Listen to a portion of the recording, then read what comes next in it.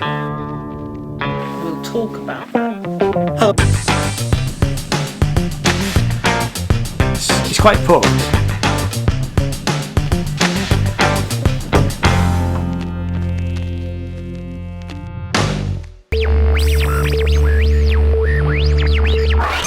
Hello and welcome, my name is Ian J. Cole. This channel is all about music and art. And first of all, I'd like to say thanks very much to everybody who has subscribed, as we're now over 8,000 subs, which I have to say is just fantastic. And I am planning a little competition that anybody can join in to say thank you. So watch out for that, it'll be coming in the next few weeks. And you can always ding that little bell if you want to be notified when I post a new video. So this video is a review of Cambridge Audio's Melomania 1 Bluetooth in-ear headphones. Now first of all, these headphones were paid for with my own money. So this is a completely independent review. There are some pros and cons with this product and we'll get into that. So let's first look into the background of the company. In another life, I ran a hi-fi company and I used to stock and sell Cambridge Audio hi-fi products. The company was started in 1968, making high quality British, and I must stress British amplifiers and speakers. I started dealing with them in the late 1980s and through the 1990s, and they were a pedigree end of the audiophile business. And like all hi-fi companies, they've had to diversify over the years and now make home cinema, audio systems, CD players, as well as turntables, amplifiers, wireless and Bluetooth devices. So I bought the Melomania 1 headphones in August of this year. So that's 2020. So I've had them for just over 2 months. And I paid £119.95 UK pounds, bought them direct from Cambridge Audio's website, and the process of buying them was very straightforward. I was emailed once I'd ordered them and again when the headphones were shipped.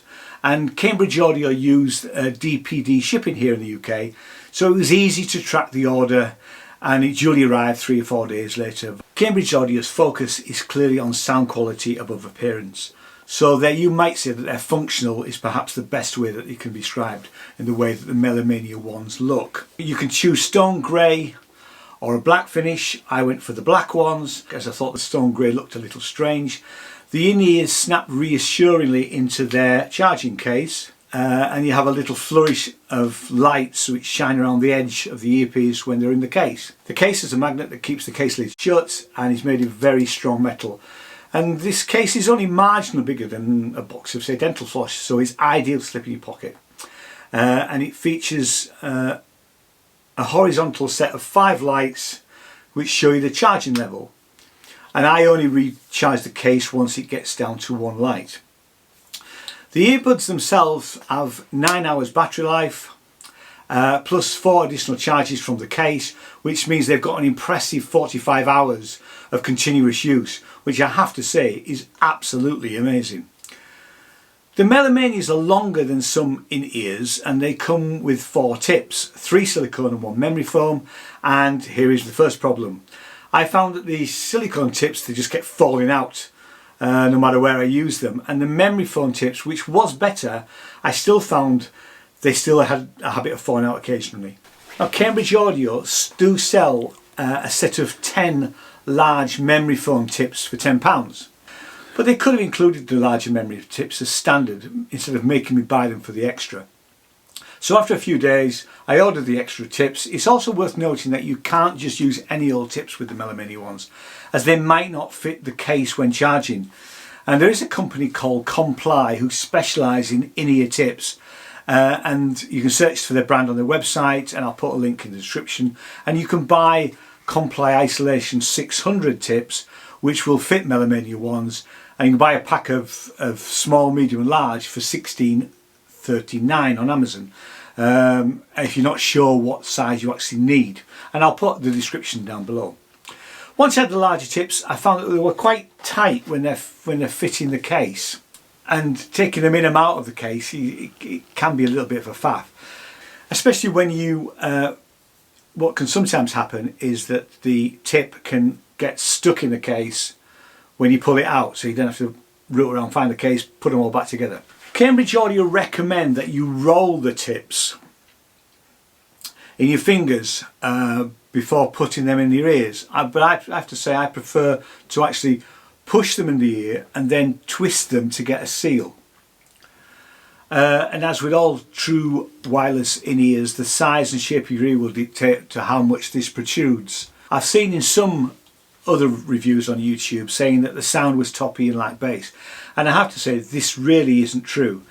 And clearly for those reviewers, they haven't got the earbuds fitted correctly, and they do need to be quite a nice snug fit.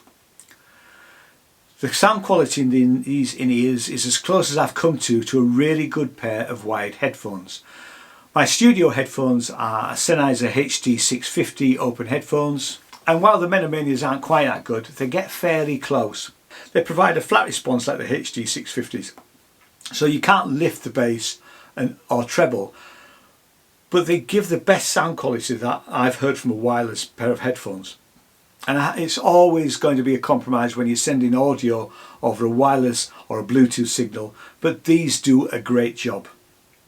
Inside each unit there is a 5.8 graphene driver, a triple core processor, including a Qualcomm subsystem to support both AAC and aptX audio codecs, a noise cancelling mic for clearer calls or chatting to Siri Google Assistant, plus Bluetooth 5, and aptX5 means that they're water and sweat resistant too, although I have to say I would like to wear them in the bath just in case. The Melomania One ear monitors are truly wireless, so there is no wires anywhere except a little micro USB cable that's supplied to connect the charging case, which you don't need that often. Also, there's one button on each piece designed to look like the Cambridge Audio logo, which occupies the entire surface. Cambridge Audio include a business card with the button press functions, so you need to remember the codes. So to skip a track, it's 2 quick presses on the right unit. To go back a track, it's 2 presses on the left unit. To increase the volume, you press and hold down the right button. To summon the voice assistant, it's 2 slow presses on either side, although I found it hard to talk to Siri on my iPhone when using this function. If it sounds complicated, it's really not. You just have to get used to what the codes are really. So onto a couple of negative things. Because the single central button occupies the entire surface, it's easy to press it by mistake, especially when you're pushing it into your ear. But the worst that can happen is that it will pause the track or what you're listening to, and then you have to press it again to actually get it going again. My main gripe is that sometimes the left earbud doesn't connect every time you take it out of the case and put it. I would say that this happens every 1 in 10 times. What I do is I put it back in the case, take it out again, put it back in my ear, and usually it'll work. Cambridge Audio claim that a 30-metre Bluetooth 5.0 connection and pairing between the 2 monitors is extremely reliable. I would say it's closer to 15 metres, and it does depend on how thick the walls are. I was working in my garage and I had my phone, I had to move my phone closer to the front door to stop the sound breaking up. But anyway, in summary, if great sound quality is the sole concern, these buds are hard to beat. Literally, I take them everywhere with me. I never go anywhere without them. They're always in my pocket. Just make sure that you've got a decent fit.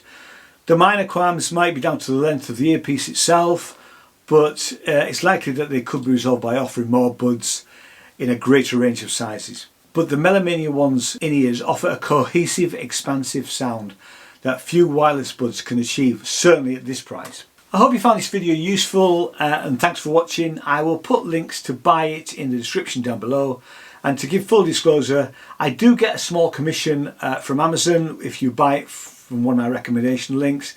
You don't pay any more, but it does help keeping the channel going. So if you're going to think about buying these, by all means please use one of those links.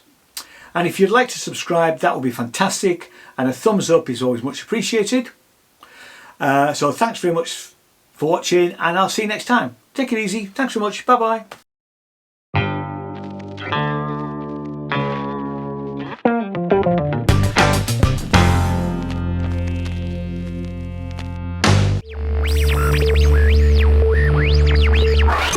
To increase the volume, you press and hold down the right button.